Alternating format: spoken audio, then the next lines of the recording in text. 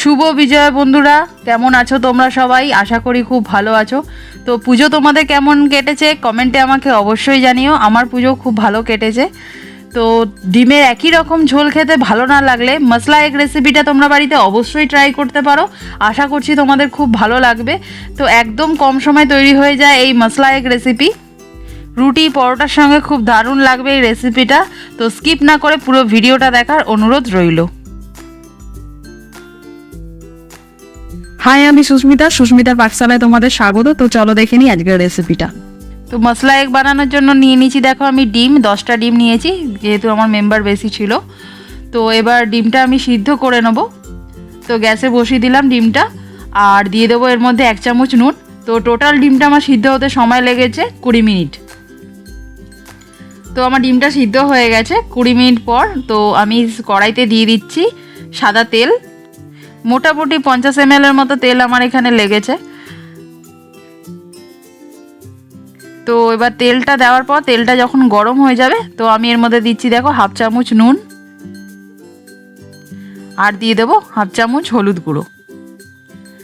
তো নুন আর হলুদটা একটু গরম হয়ে গেলে তারপর আমি সমস্ত ডিমগুলো দিয়ে ভেজে নেব। ডিমগুলোকে একটু হালকা লাল করে, খুব বেশি কড়া করে ভাজবো না ডিমগুলোকে। তো নুন আর হলুদের সঙ্গে ডিমগুলোকে মিশিয়ে নিয়ে দেখো আমার ডিমগুলো ভাজা হয়ে গেছে, হালকা করে ভেজেছি। তো এবার ডিমগুলো একটা পাত্রের মধ্যে আমি তুলে নিচ্ছি।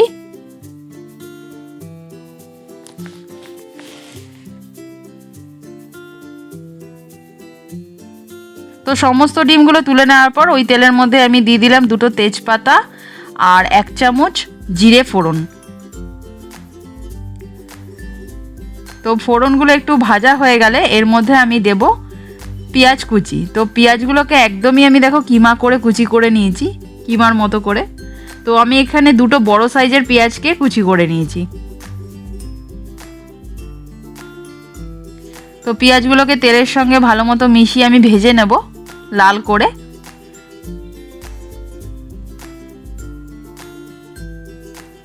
তো পেঁয়াজগুলো দেখো আমার ভাজা হয়ে গেছে। তো এরপর আমি দিয়ে দিচ্ছি এখানে আদা আর রসুনের পেস্ট। তো 4-5 চামচের মতো আদা রসুনের পেস্ট আমি এখানে দিয়েছি।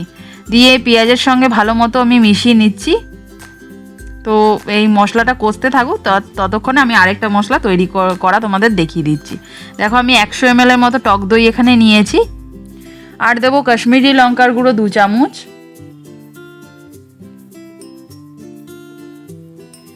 হলুদ গুঁড়ো দেব 1 চামচ, আর জিরে ধনে গুঁড়ো দেব আমি এখানে 3 চামচ, আর দেব 1 চামচ গোলমরিচের গুঁড়ো। এরপর আমি দিচ্ছি দেখো কসুরি মেথি পাতা, হাত দিয়ে একটুখানি ঘষে নিচ্ছি পাতাটাকে।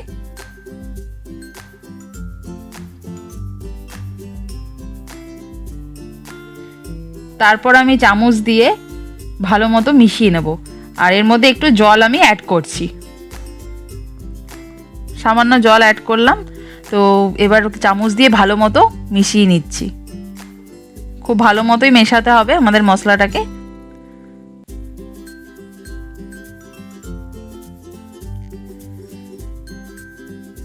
দেখো খুব সুন্দর মতো মশলাটা মিশিয়ে নিয়েছি। তো আমাদের এতক্ষণে মনে হচ্ছে মশলা কষে গেছে। তো এরপর আমি এর মধ্যে দিয়ে দিচ্ছি টমেটো কুচি। টমেটোটাকেও আমি খুব একদম মিহি করে কুচি করে নিয়েছি। তো আমি এখানে একটা টমেটোই ইউজ করেছি।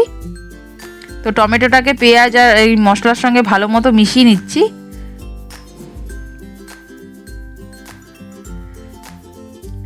তারপর এর মধ্যে দিয়ে দিচ্ছি 1 চামচ নুন।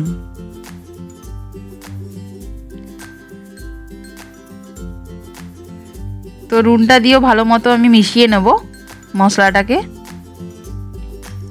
তারপর কাঁচা লঙ্কা কুচি করে নিয়েছি। তোমরা যেরকম ঝাল পছন্দ করো সেই হিসেবে লঙ্কাটা এখানে ব্যবহার করবে। তো কিছুক্ষণ ঢাকনা দিয়ে ঢেকে রেখে দিলাম আমি। 5 মিনিটের মতো ঢাকনা দিয়ে ঢেকে রেখে দিয়েছি। তো এরপর ঢাকনাটা তুলে নেব। 5 মিনিট হয়ে গেছে। দেখো টমেটো পেঁয়াজ দিয়ে একটু জল ছাড়া শুরু করে দিয়েছে। তো আবারও ভালো মতো আমি কষিয়ে নেব মশলাটাকে। এরপর যে পেস্টটা আমি বানিয়েছিলাম সেই পেস্টটা এর মধ্যে অ্যাড করছি।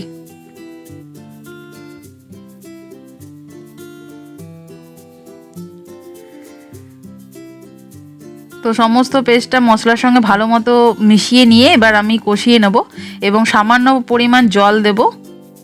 তো তোমাদের আগের ভিডিওতে আমি বলেছি সামান্য জল দিয়ে দিয়ে যদি মশলা কষানো হয় তো মশলার টেস্টও খুব সুন্দর হয় এবং মশলাটা কখনোই পুড়ে যায় না। তো খুব অল্প পরিমাণ জল দিয়ে দিয়ে আমি মশলাটাকে কষিয়ে নেব।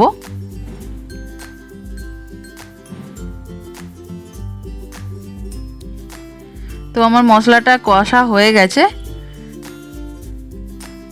দেখো তেল ছাড়াও শুরু করে দিয়েছে। তো এর মধ্যে আমি দিচ্ছি 1/2 চামচ চিনি। যেহেতু দই দেওয়া আছে তো টকটা ব্যালেন্স করার জন্য আমি চিনি এখানে দিলাম। তো এরপরে আমাদের মশলাটা কষে গেছে, এবার আমি পরিমাণ মতো জল এখানে অ্যাড করে দেবো।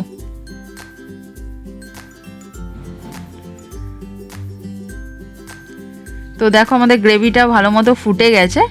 এরপর সমস্ত ডিমগুলো আমি এক এক করে এই গ্রেভির মধ্যে দিয়ে দিচ্ছি।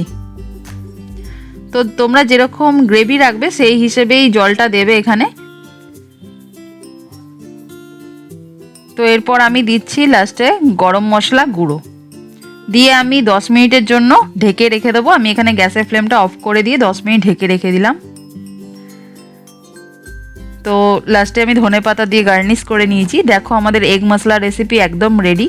খুব তাড়াতাড়ি তৈরি হয়ে যায় রেসিপিটা। তো বন্ধুরা তোমরা বাড়িতে এই রেসিপিটা অবশ্যই ট্রাই করো আর আমাকে কমেন্টে অবশ্যই জানাবে যে তোমাদের কেমন লেগেছে এই রেসিপিটা। তো ভিডিওটা ভালো লাগলে অবশ্যই লাইক শেয়ার আর সাবস্ক্রাইব করে দিও। দেখা হচ্ছে নেক্সট একটা রেসিপি নিয়ে। ভালো থেকো, সুস্থ থেকো, সাবধানে থেকো। টাটা।